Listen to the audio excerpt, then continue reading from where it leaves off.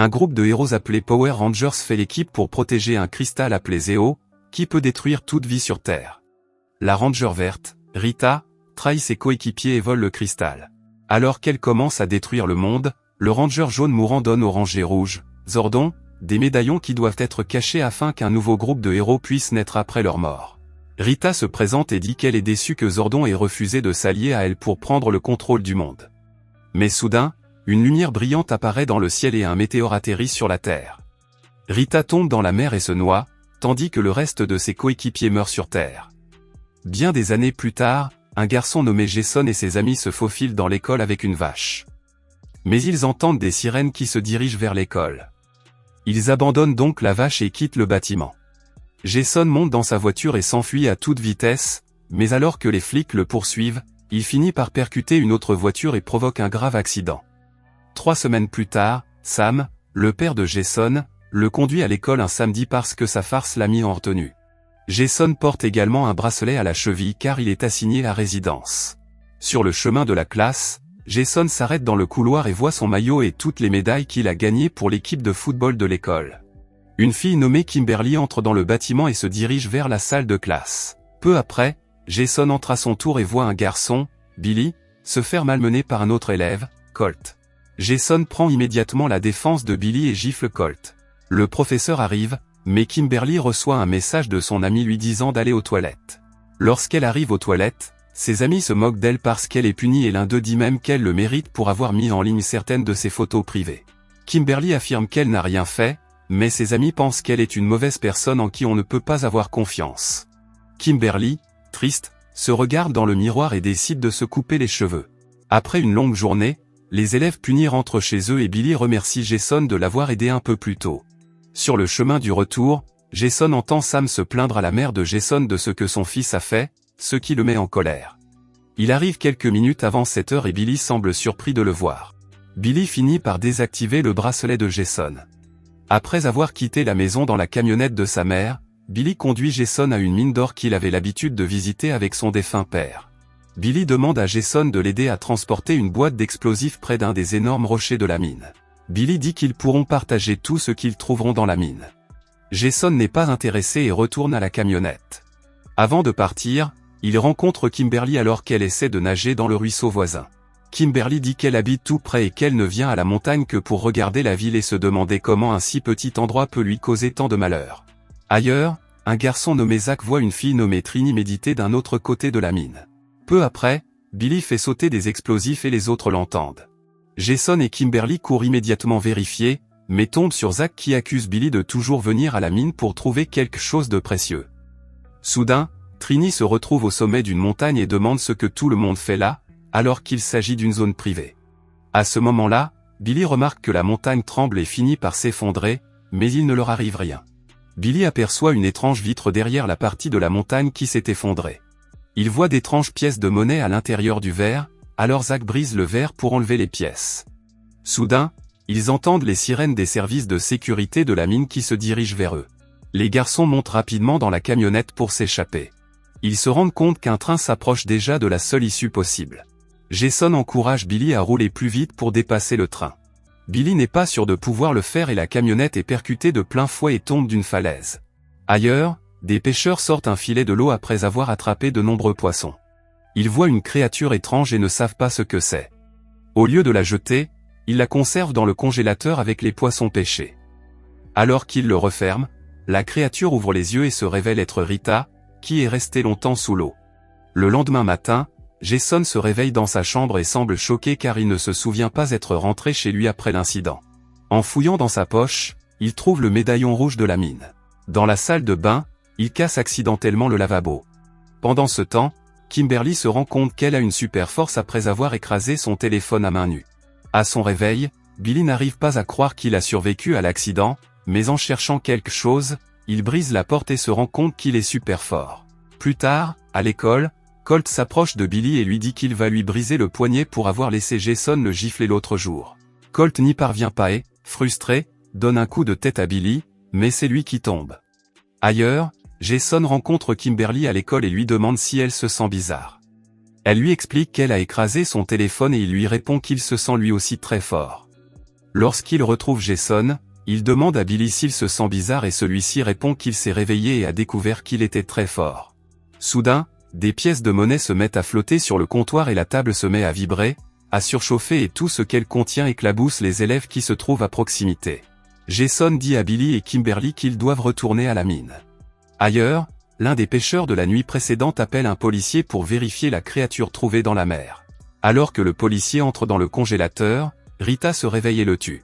Pendant ce temps, Jason, Billy et Kimberly atteignent la mine et rencontrent Zach. Ce dernier mentionne alors que Trini était là il y a peu de temps et qu'elle pourrait également avoir des pouvoirs.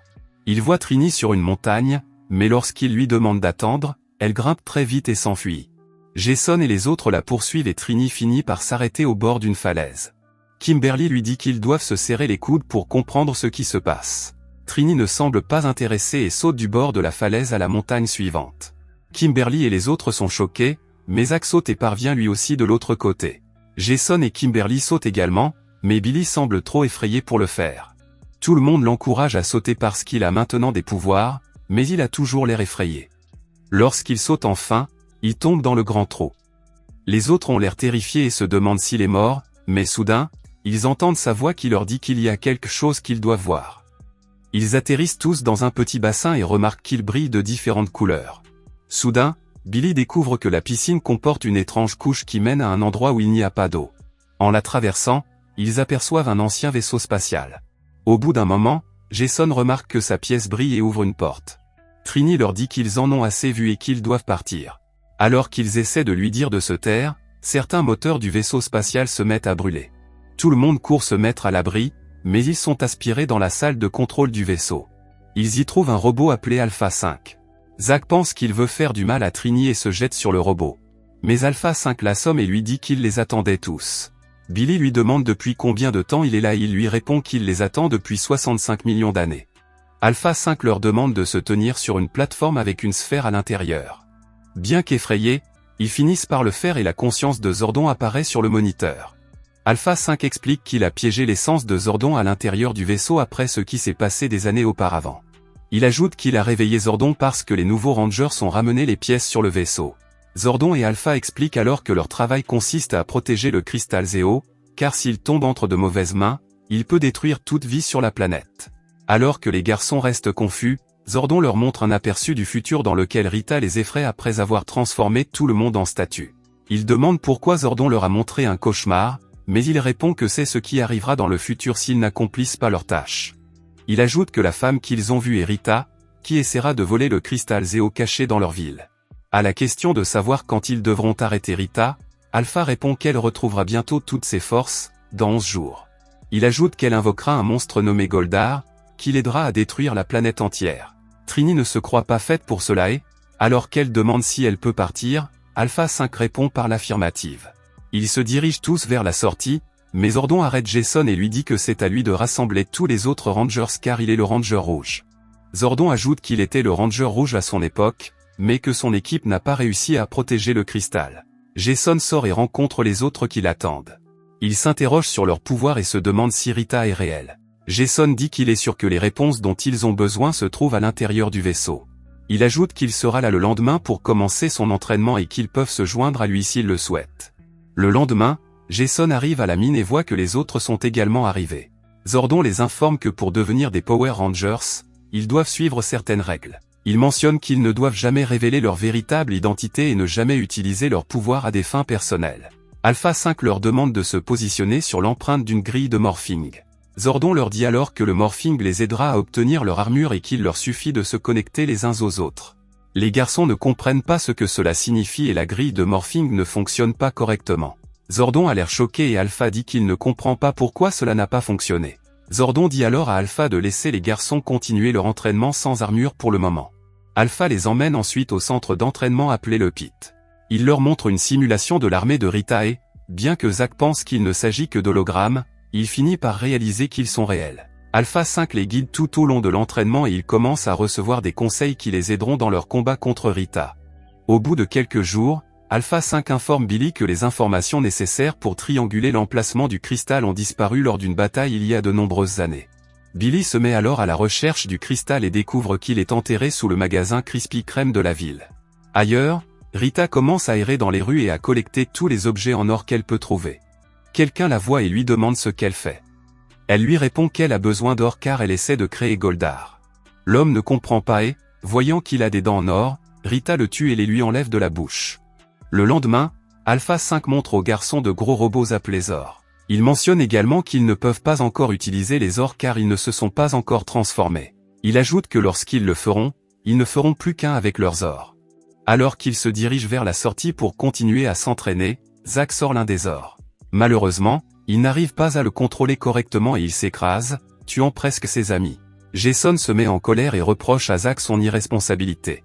Alors que Billy les empêche de se faire du mal, il se transforme en rangée bleue et les autres sont surpris. Malheureusement, son armure disparaît avant que ses amis ne le touchent, mais Zordon semble furieux de ce qui s'est passé plus tôt et leur demande de partir. Kimberly lui dit que Billy vient de se transformer, mais quand Zordon lui demande de recommencer, il est incapable de reproduire ce qu'il vient de faire. Zordon leur dit alors qu'ils sont faibles et qu'ils doivent partir immédiatement. Zack dit aux autres qu'il va passer la nuit sur la montagne et qu'il n'a pas d'objection à ce qu'ils le rejoignent. Ils acceptent et attendent que Jason retourne au vaisseau spatial pour parler à Zordon. Il entend Zordon dire à Alpha 5 qu'il doit quitter le moniteur et redevenir humain. Alpha 5 lui répond qu'il doit attendre que les nouveaux Rangers se transforment, car il pourra utiliser leur énergie pour retrouver ses pouvoirs et quitter le moniteur. Jason dit qu'il ne peut pas croire que Zordon les a utilisés. Zordon dit qu'ils veulent tous la même chose, vaincre Rita, et qu'il veut juste être libre pour pouvoir les aider. Jason ne le croit pas et s'en va. Ailleurs, Rita se rend dans une bijouterie et commence à manger des colliers en or. Le vendeur appelle immédiatement un policier, mais Rita convoque ses hommes de main et les envoie tuer l'homme et détruire la boutique. Pendant ce temps, lorsque Jason quitte le vaisseau spatial, Zack lui demande ce qui s'est passé à l'intérieur, mais il répond qu'il ne s'est rien passé. Jason demande à Billy comment il a été transformé, mais il répond qu'il ne le sait pas.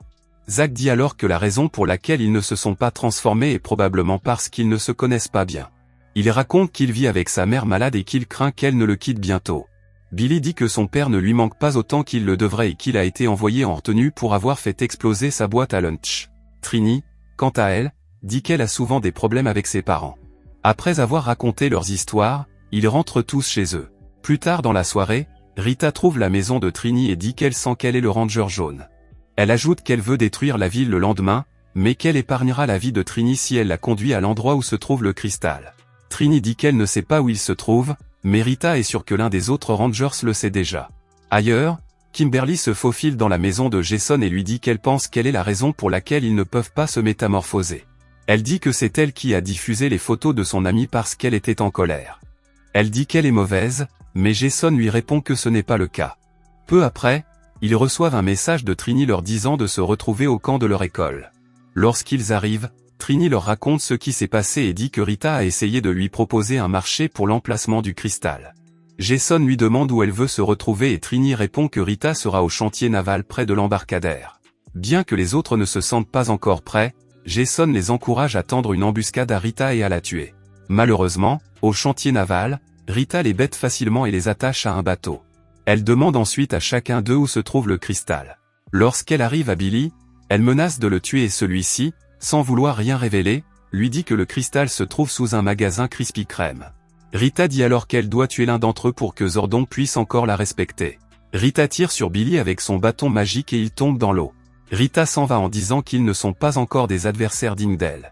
Jason et les autres se libèrent rapidement et sortent Billy de l'eau, mais il est inconscient. Kimberly se rend compte qu'il est mort et tout le monde semble terrifié. Néanmoins, Kimberly leur dit de le ramasser et de le porter jusqu'au vaisseau spatial. Jason supplie Zordon de les aider à ramener Billy, mais celui-ci lui répond qu'il n'a pas de tel pouvoir. Jason dit à ses coéquipiers qu'il est désolé de les avoir menés au combat alors qu'ils n'étaient pas prêts. Il dit aussi que s'il pouvait échanger sa vie contre celle de Billy, il le ferait. Kimberly, Zack et Trini prononcent également ces mots et la grille de morphine commence à émettre un puissant signal énergétique. Alpha dit à Zordon que c'est sa chance de revenir à la vie et disparaît soudainement de l'écran. Alors que tout le monde se demande où il est passé, il réapparaît et Alpha 5 lui demande pourquoi il n'a pas quitté le moniteur. Zordon mentionne alors qu'une seule personne peut revenir à la vie, et les garçons réalisent que Billy est maintenant vivant. Plus tard, Zordon dit à Jason qu'il ne peut y avoir qu'un seul Ranger rouge et qu'il doit diriger son équipe pour sauver le monde. Les nouveaux Power Rangers montent ensuite sur la plateforme pour achever le processus de morphing. Ailleurs, Rita crée Goldar et lui dit qu'ils doivent détruire la ville et s'emparer du cristal. Alors que Jason et son équipe quittent le vaisseau spatial avec leur armure complète, les hommes de main de Rita les attaquent, mais les garçons les repoussent. Zack arrive avec son Zord et aide ses amis à gagner la bataille. Ils sont heureux, mais Billy remarque que Rita emmène Goldar au magasin Krispy Kreme. Rita commence à détruire la ville, mais les Power Rangers arrivent avec leurs Zords et essaient de les arrêter, elle et Goldar. Pendant ce temps, Sam appelle Jason alors qu'il traverse la ville en voiture au milieu du chaos. Alors qu'il demande à son fils où il se trouve et lui dit qu'il le cherche, Goldar détruit une partie de la route et la voiture de Sam s'écrase. Jason, choqué, quitte son Zord et combat les hommes de main de Rita avant d'atteindre la voiture de Sam. Billy frappe alors Goldar avec son Zord et provoque une explosion. Goldar et Rita tombent et les hommes de main de Rita meurent. Alors que les Power Rangers se demandent s'ils ont gagné, Goldar reprend des forces et ressuscite Rita. Les garçons sont choqués et voient Rita ordonner à Goldar de briser une partie de la route où est caché le cristal. Avant qu'ils ne puissent s'en emparer, les garçons tentent de l'attaquer, mais il est trop puissant pour eux. Il les écrase et les pousse lentement dans la fosse. Cependant, alors qu'ils cherchent le cristal, les Power Rangers sortent de la fosse à bord d'un Megazord, ce qui laisse Rita sous le choc. Au début du combat, les amis travaillent ensemble pour vaincre Goldar, mais alors qu'ils sont sur le point de le tuer, Rita leur demande d'attendre. Elle leur dit qu'ils ne peuvent pas gagner car d'autres personnes viendront chercher le cristal après elle de toute façon. Cependant, Jason dit qu'elle doit remettre son bâton et accepter d'être emmenée à Zordon pour qu'il puisse la juger. Rita ne semble pas heureuse, alors qu'elle s'élance vers le Megazord, Jason la frappe et l'envoie dans l'espace, où elle est congelée. Goldar est également détruit et les amis sont heureux. Les habitants de la ville se dirigent vers le Megazord et commencent à le photographier, tandis que les garçons s'amusent. Peu après, ils reprennent leur vie normale et deviennent les meilleurs amis du monde. Quel Power Ranger aimerais-tu être? Écrivez-le dans les commentaires, laissez un like et abonnez-vous à la chaîne pour plus de vidéos comme celle-ci. Merci d'avoir regardé.